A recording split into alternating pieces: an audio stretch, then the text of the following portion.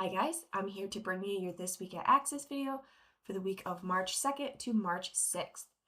So we are going to be starting a new cycle here. So we just finished up our hypertrophy slash strength muscle building cycle, and we are now going to get into a cycle that is going to prepare us for our very first in-house strongman competition.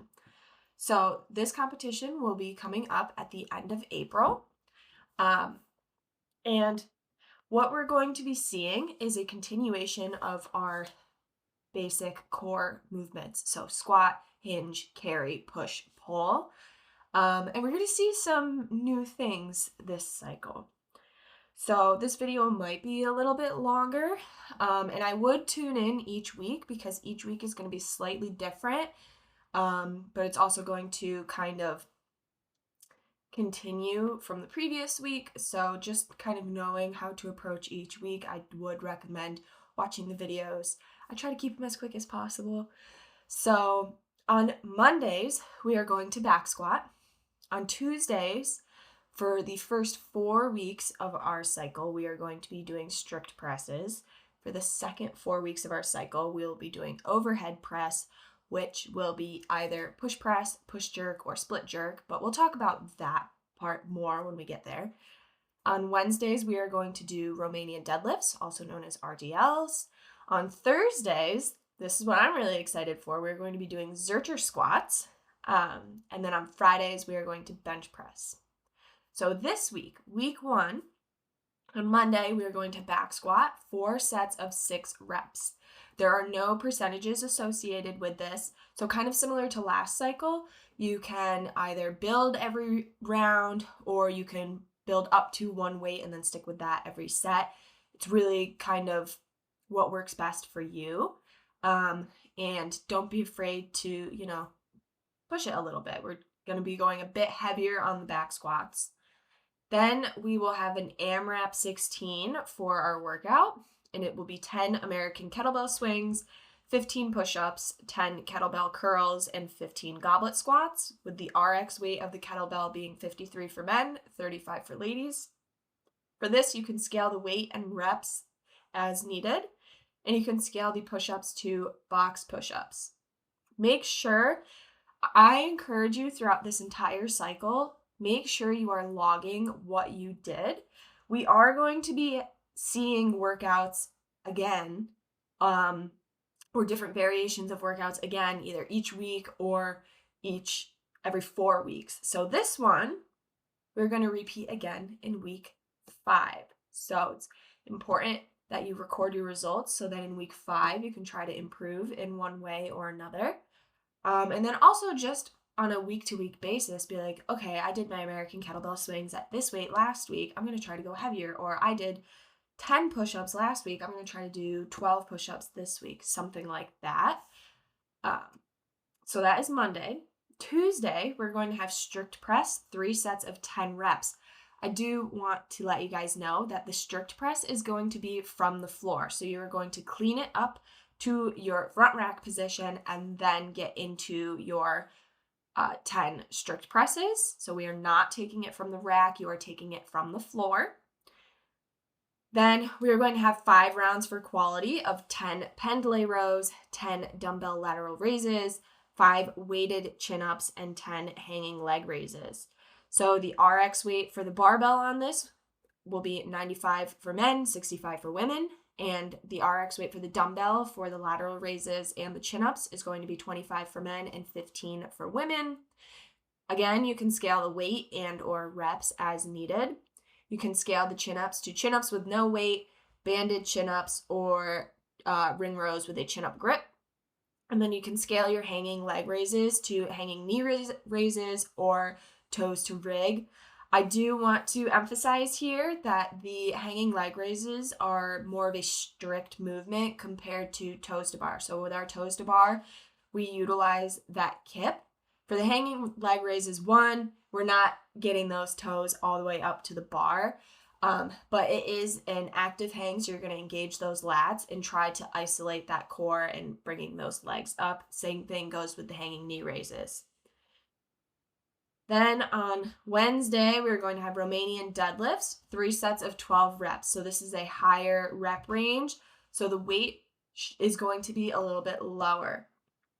And on this, it is going to start from the floor again. So you'll do a conventional deadlift to get to your start position, but our RDLs start from the fully upright standing position and then go. So like I said, you'll do a deadlift to get into position and then you will start your RDLs. Then we have a partner strongman prep circuit. So we are going to see this circuit or some variation of it every week. And it's going to be 40 seconds of work followed by 20 seconds of rest 3 times through. So station 1 is going to be partner tire flips. So you and your partner are going to communicate to flip the tire together.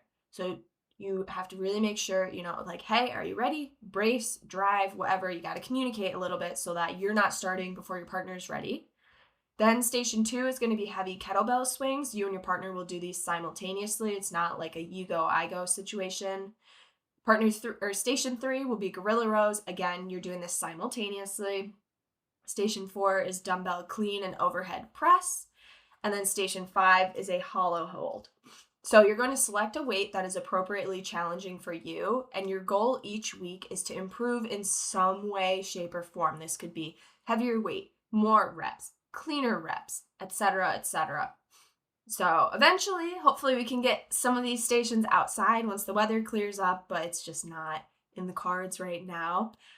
If for some reason I post this video and I find out that we couldn't get the tires out, Patrick is going to be working very hard to get them out of the snow for us this weekend. But if we can't get the tires out, just be flexible. We might have to change the tire flips for the first week or so until the tires are accessible. But I do have faith in Patrick to get those tires out. He's a determined man. On Thursday, we're going to have Zercher squats, 3 sets of 10 reps. So these are really brand new. I know some of you may have done them in Jason's men's group. Patrick's done them. Maybe some of you have done them on your own before, but for the most part, this is brand new. I've never done them before. So we're going to be starting at a higher rep range, which means you should be at a lighter weight to start to get familiar with the Zercher squat. It is a different movement. Yes, it's a squat movement. We have foundational squat strength, but it's a little different. The weight is sitting in those elbows, lower on your core. So really focus on your technique and dialing that in before you start upping the load. There is a little saying, I think it's on the whiteboard still in that top right corner, but it's mechanics, consistency, intensity. We want to dial in those mechanics first, then get consistent with proper mechanics. Then we increase the intensity. So the Zercher squats are going to start a little bit lighter, higher reps, and then slowly descend to heavier, lower reps toward the end of this cycle. Then we have for our workout, can't forget the workout. We have an EMOM 15. Minute 1 will be 15 dumbbell push-ups. Minute 2 will be a 100-foot suitcase carry. So you'll do 50 foot in your left hand or whatever hand's your weak side, and then 50 foot in your right hand or whatever hand is your strong side. And then minute 3 will be 20 alternating dumbbell front rack lunges. There's no RX weight for this, so select a weight that is going to be appropriately challenging for you. And you can scale the dumbbell push-ups to strict push-ups or box push-ups at a challenging height.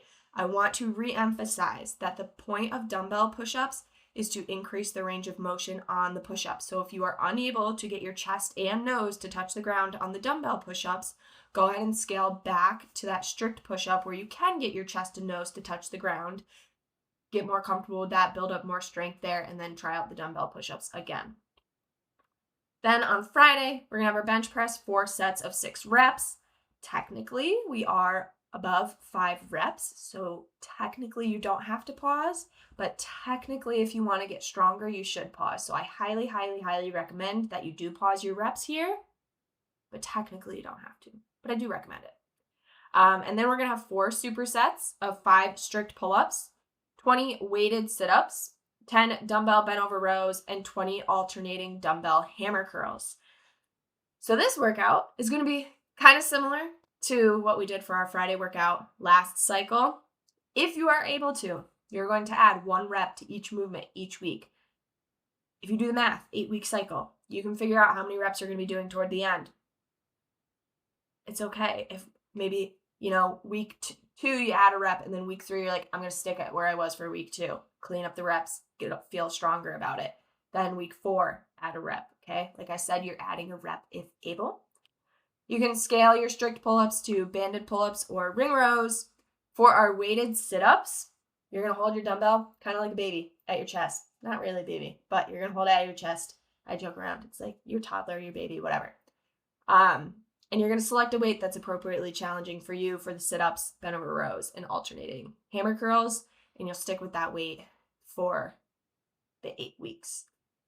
Unless it gets really, you feel like you want to add weight instead of reps. I'm cool with that too. But that is all I have for you guys. I tried to keep it short. This is a little bit longer than I like it to be usually, but there's a lot to go over. Again, I really recommend you record your results in SugarWOD. If you don't know how to do that, you don't have SugarWOD, talk to your coach so you can get set up to do that, because there's going to be a lot of refer back to last week to see what you did in weight, or we did this 4 weeks ago, try to improve upon your score from 4 weeks ago. So having those notes in SugarWOD is really helpful, because odds are you're not going to remember, or your coach definitely isn't going to remember. So use that tool that you have. And most importantly, have fun with being exposed to some of these different movements. And as always, I hope you have a great week of training. If you have any questions, reach out to accessstrengthtraining@gmail.com.